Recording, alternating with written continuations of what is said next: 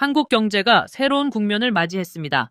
원달러 환율이 1,400원 후반대에 있습니다. 2009년 글로벌 금융위기 이후 16년 만에 높은 수준입니다. 만약 여기서 환율이 1,500원을 돌파한다면 한국 부동산 시장은 어떻게 될까요? 또는 현재의 1,400원 후반대 수준이 부동산에 미치고 있는 영향은 무엇일까요? 현재 상황을 숫자로 보면 이렇습니다.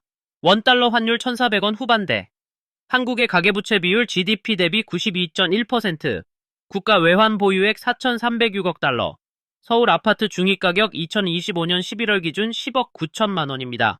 흥미롭게도 최근 신호는 긍정적입니다. 2025년 1월부터 4월까지 서울 아파트 거래량은 25,670건으로 전년 대비 77% 증가했습니다. 기업의 42.2%는 고환율이 수출 경쟁력을 높여 긍정적이라고 답했습니다. 그렇다면 왜 경제 전체에는 부담이 있을까요? 함께 이 복잡한 메커니즘을 파헤쳐 보겠습니다. 고환율이 가장 직접적으로 피해를 주는 대상을 먼저 봅시다. 바로 달러를 빌린 가정들입니다. 2020년부터 2023년까지 저금리 시대, 많은 한국 가정들이 미국 대출에 눈을 돌렸습니다. 당시 환율은 1,200원대였습니다. 미국 부동산 구매, 해외 교육비, 의료비 등이 필요한 가정들이었습니다. 구체적으로 어떤 일이 벌어질까요? 1억 원의 달러 차입을 예로 들어봅시다. 2023년 환율 1,300원 기준으로 약 76만 달러에 해당했습니다. 현재 환율 1,400원 후반대면 같은 76만 달러를 상환하려면 1억 640만 원 정도가 필요합니다.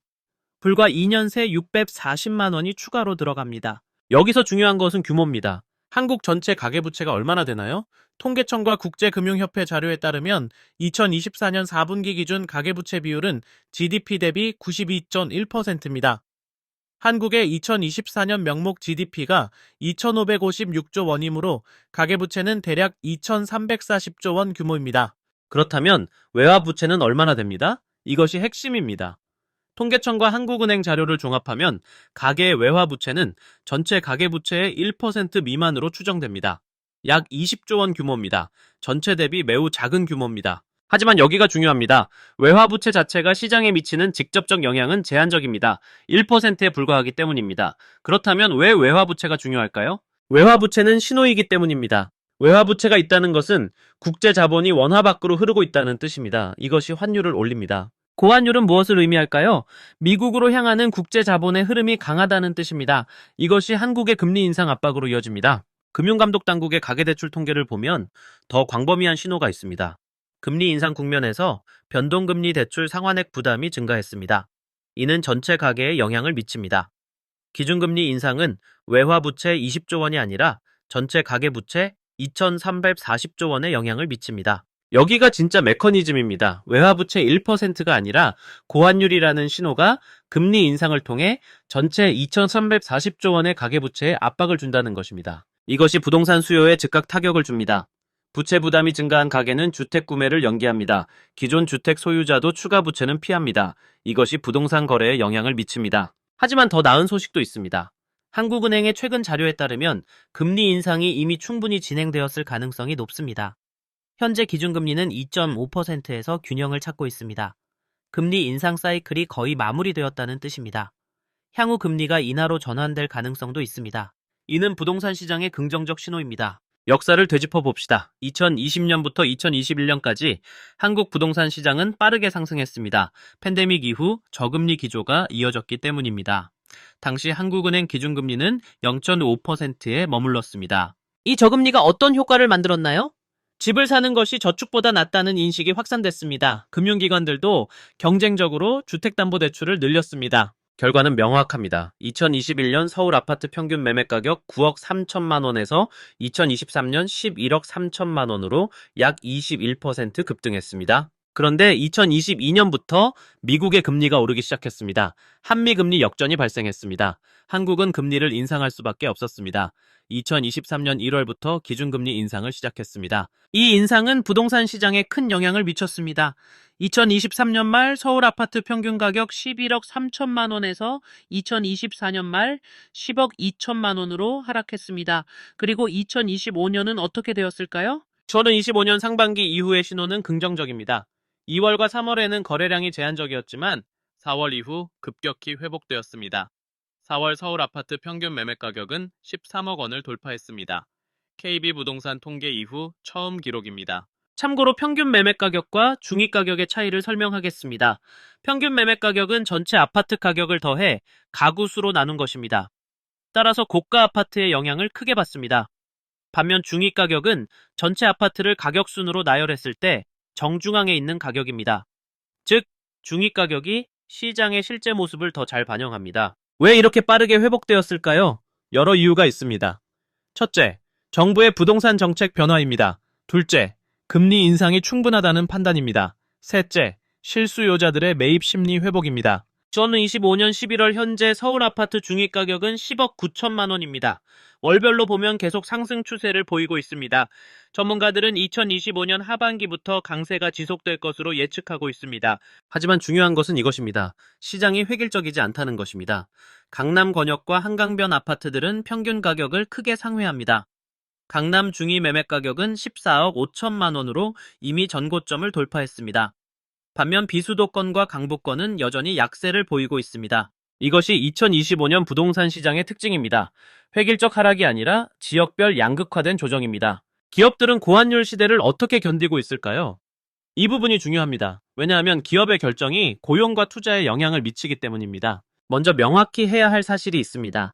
수출 기업은 고환율에서 장점이 있습니다. 한국경영자총협회 설문 결과에 따르면 기업의 42.2%는 고환율이 수출 가격 경쟁력을 개선해 매출과 수익에 긍정적 영향을 미친다고 응답했습니다. 현대자동차, LG전자, 삼성전자 같은 대형 수출 기업들입니다. 이들은 원화 약세로 국제시장에서 더 경쟁력 있는 가격을 제시할 수 있습니다. 이는 수출 증대로 이어질 수 있습니다. 그렇다면 이 이익이 국내에서 소비로 이어질까요? 여기가 문제입니다. 고환율은 국제 경쟁력은 높이지만 국내 경기의 선순환 고리를 약하게 만듭니다. 왜일까요? 비수출 기업의 수익성이 악화되기 때문입니다. 정유사들을 예로 들어봅시다. 석유는 달러로 거래되는 국제 상품입니다. 수입 비용이 올라갑니다. 하지만 국내 휘발유 가격은 정부의 가격 통제 정책으로 충분히 올릴 수 없습니다. 이윤이 압박됩니다. 건설사들도 영향을 받습니다. 건설비가 올라갑니다. 신규 프로젝트 수익성이 악화됩니다. 2024년 4분기 건설 착공 실적이 감소했습니다. 하지만 2025년에는 다시 증가 추세를 보이고 있습니다. 기업 외화부채 상황도 주목할 필요가 있습니다. 기업 외화부채는 2024년 338조 원으로 전년의 330조 원 대비 8조 원이 증가했습니다. 이는 환율 상승만으로도 자동 증가한 것입니다. 하지만 한국 기업의 외환 관리 능력은 개선되었습니다. 대형 기업들은 대부분 환해징을 하고 있습니다. 문제는 설비 투자입니다. 국회 예산정책처 분석에 따르면 실질 환율이 1% 상승할 때마다 기업의 설비 투자는 0.9% 감소합니다. 2024년 기업의 설비 투자 실적이 전년 대비 감소했습니다. 기업들이 미래에 대한 확신을 일시적으로 잃었던 것 같습니다. 고용도 변동했습니다. 2024년에는 신규 채용이 줄었지만 2025년 상반기부터 다시 증가하는 추세를 보이고 있습니다. 이는 시장 심리의 회복을 의미합니다. 기업의 선택이 부동산 공급에 직접 영향을 미칩니다. 수익성이 악화되면 기업은 유동성을 확보하기 위해 부동산을 팝니다. 기업 보유 부동산이 시장에 나오면 공급이 증가합니다. 공급 증가는 일반적으로 가격 하락으로 이어집니다. 하지만 현재는 수요가 강해서 공급 증가 효과가 크지 않습니다. 국제 금융시장에서 무슨 일이 벌어지고 있을까요? 이것이 고환율의 근본 원인이면서 동시에 부동산 시장 변화의 신호탄입니다. 미국의 금리 인상은 세계 자본의 흐름을 바꿨습니다.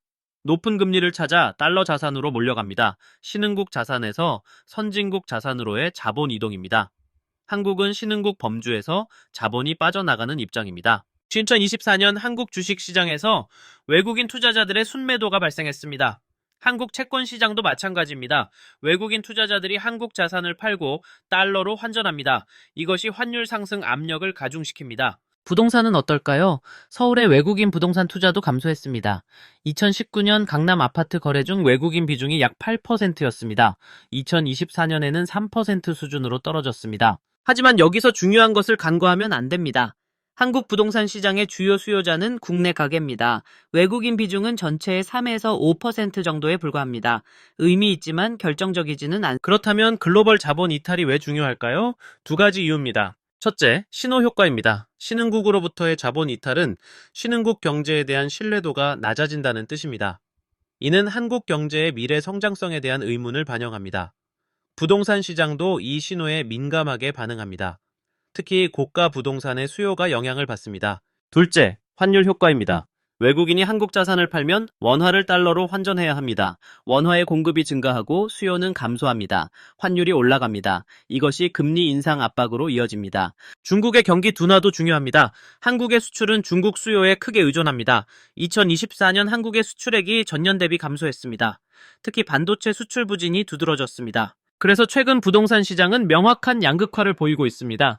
강남 오량지는 수요가 유지되고 회복되고 비수도권은 약세가 계속됩니다. 이는 시장의 선택적 회복입니다. 모든 지역이 똑같이 회복되는 것이 아니라 인기 있는 지역에 거래가 집중되고 있습니다. 2025년 상반기부터 보이는 거래 회복은 주로 강남과 한강변 아파트에 집중되어 있습니다.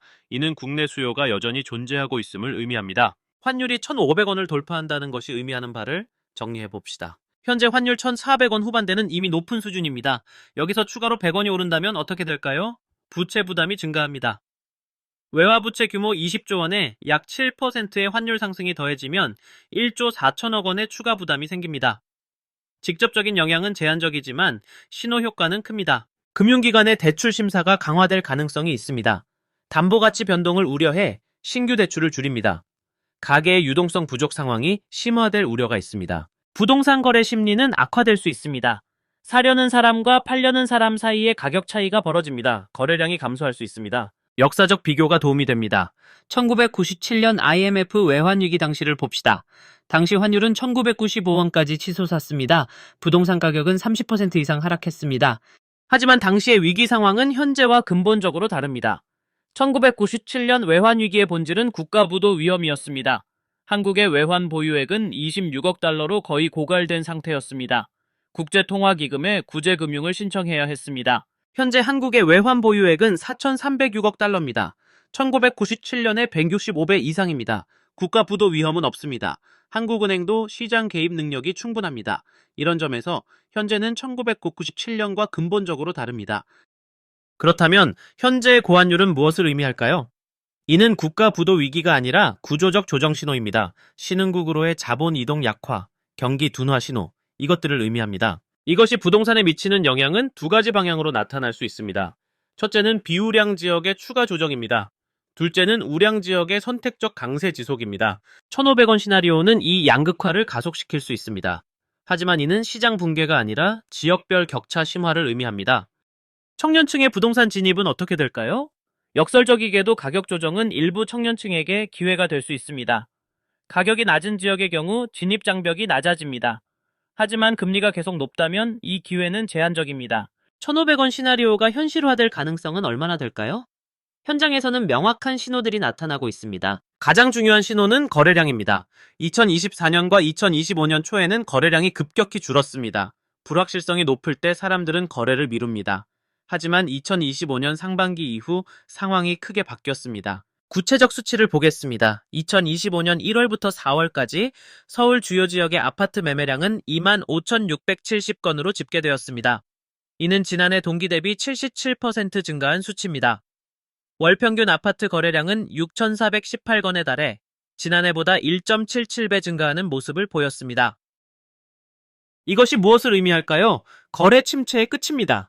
시장이 불확실성을 극복했다는 신호입니다. 가격 신호도 바뀌었습니다. 2023년 11억 3천만 원에서 2024년 10억 2천만 원으로 하락했습니다. 조정 국면이었습니다. 하지만 2025년 4월 서울 아파트 평균 매매 가격은 13억 원을 돌파했습니다. 역사적인 수치입니다.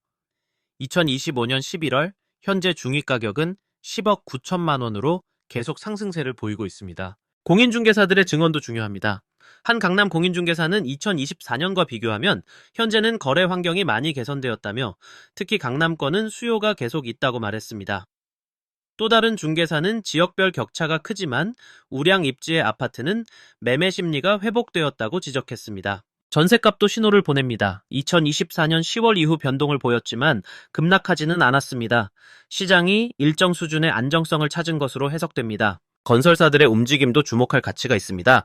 2024년 4분기에 건설 착공 실적이 감소했지만 2025년에는 다시 증가 추세를 보이고 있습니다. 이는 시장에 대한 신뢰가 회복되었음을 시사합니다. 금융기관의 태도도 변했습니다. 2024년에는 신규 대출을 꺼렸습니다. 담보 가치에 대한 우려 때문이었습니다. 하지만 2025년에는 대출 심사 기준을 다시 완화하는 추세입니다. 담보 가치 안정화에 대한 신뢰가 생겼다는 뜻입니다. 부동산 거래 환경도 개선되었습니다. 중개사무소 수의 변동도 이전과 다릅니다. 2024년에 감소했던 중개사무소 수가 2025년에는 안정화되는 모습을 보입니다. 가계신용 연체율도 주목할 가치가 있습니다. 초기에는 상승했지만 최근에는 안정화되는 추세를 보이고 있습니다. 가계의 상환 능력이 다시 회복되고 있다는 신호입니다. 여러 신호를 종합하면 시장은 이미 조정 과정을 거치고 회복 초기 단계에 있습니다. 하지만 이 회복이 모든 지역에 균등하게 적용되지는 않습니다. 강남과 우량지가 주도하고 있습니다. 환율이 1,500원을 돌파할 가능성은 얼마나 될까요? 전문가들의 의견은 다양합니다. 하나은행은 국내 정치적 불확실성이 지속되거나 글로벌 금융 이슈가 악화될 경우를 경고합니다. 반면 한국은행은 환율 안정화를 위한 여러 메커니즘을 갖추고 있다고 설명합니다. 현재의 상황을 정리해 봅시다. 첫째, 현재 시장은 조정을 거쳐 회복 국면으로 들어섰습니다. 거래량 77% 증가, 가격 회복세, 금융기관의 신규 대출 증가가 이를 증명합니다. 둘째, 고환율은 수출 기업에게는 기회입니다. 42.2%의 기업이 이를 인정합니다. 동시에 전체 경제에는 변화의 신호입니다. 셋째, 부동산은 지역별로 양극화되고 있습니다. 강남 우량지는 강세를 보이고 비수도권은 약세가 계속됩니다. 이는 한국 경제 전체의 양극화를 반영합니다. 넷째, 만약 환율이 1,500원을 돌파한다면 이것은 시장 붕괴가 아니라 재조정을 의미할 것입니다. 비우량 지역의 추가 조정과 우량 지역의 선택적 강세가 심화될 가능성이 있습니다. 다섯째, 가계부채 비율 GDP 대비 92.1%는 높은 수준입니다. 세계 5위입니다. 스위스 127.7%, 호주 110.3%, 캐나다 101.4%, 네덜란드 94.9%에 이어 한국입니다. 하지만 한국 정부의 대출 규제와 금융 감독은 상당히 효과적입니다. 1997년과 달리 관리 체계가 훨씬 정교합니다. 지금 필요한 것은 무엇일까요? 첫째, 환율 변동성 관리입니다. 한국은행과 기획재정부가 시장 안정화에 집중해야 합니다. 둘째, 금리 정책의 신중함입니다. 현재 기준금리는 2.5%에서 균형을 찾고 있습니다. 미국 금리 추세와 국내 경기를 고려한 섬세한 조정이 필요합니다. 셋째, 구조적 개편입니다. 한국 경제의 수출 의존도를 낮춰야 합니다. 내수 산업 육성이 절실합니다. 넷째, 부동산 시장의 정상화입니다. 부동산이 더 이상 자산 증식의 유일한 수단이 아닌 주거와 투자의 균형을 맞춘 시장으로의 전환이 필요합니다. 청년층의 주택 구매 기회 확대와 함께 기성세대의 자산 변동에 대한 대비책도 필요합니다. 현재 한국 경제는 다양한 도전에 직면했습니다. 고환율, 금리, 저성장이 동시에 진행 중입니다. 하지만 1997년과는 다릅니다. 외환 보유액도 충분하고 경제 구조도 더 튼튼합니다. 가장 중요한 것은 대응 방식입니다. 현재의 조정과 회복은 고통스럽기도 하지만 시장이 건강해지는 과정이기도 합니다. 부동산은 더는 단순한 투자 자산이 아니라 생활 공간으로서의 역할이 중요해지고 있습니다. 여러분은 이 상황을 어떻게 전망하십니까? 환율이 더 오를까요? 아니면 안정될까요? 부동산은 기회일까요? 위험일까요? 댓글로 의견을 남겨주시면 다음 영상 제작에 큰 도움이 됩니다. 이런 경제 이슈를 좀 더 객관적으로 분석하고 싶으시다면 구독과 좋아요로 응원해주세요. 다음 영상에서 뵙겠습니다.